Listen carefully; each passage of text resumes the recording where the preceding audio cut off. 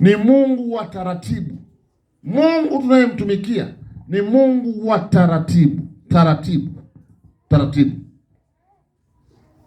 Mungu wa taratibu. Anapokuweka chini ya mtumishi fulani, anakuwa na kusudi fulani juu yako. Yaani Mungu alipoiratibu hii dunia, alipoiumba hii dunia, akaweka na utaratibu. Mungu ni Mungu wa utaratibu. Ili uweze kufika na kufanikiwa, lazima uheshimu utaratibu wake. Haleluya, watu wa kanisa. Yanawaingia?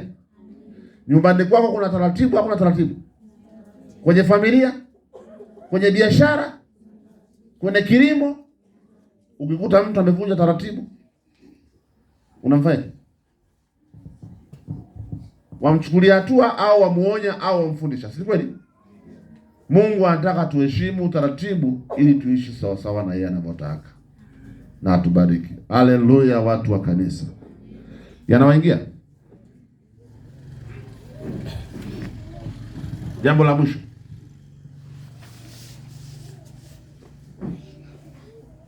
Kuna muda Mungu anataka usimame mwenyewe ili akusaidie.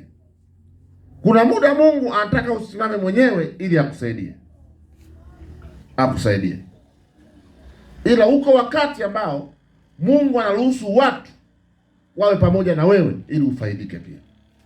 Amen. Kwa hiyo yako mambo ambayo unaweza kuwa wewe uyafikiri lakini watu wanafikia. Kwa hiyo ili andiko linalosema kwamba amelaniwa mtu yule amtegemeaye mwanadamu kuwa kinga yake na moyo wake kumwacha Mungu, haliko katika malengo na mahususi mengine, isipokuwa kama iko kuna hali ya kufaidiana, basi tumwache Mungu atumie watu wafaidiane. Amen. Bwana Yesu apewe sifa. Amina. Kwa nataka uwe na uwanda mpana juu ya mambo yanayomhusu nani? Mungu. Na Mungu atakusaidia. Haleluya, watu wa kanisa. Amina.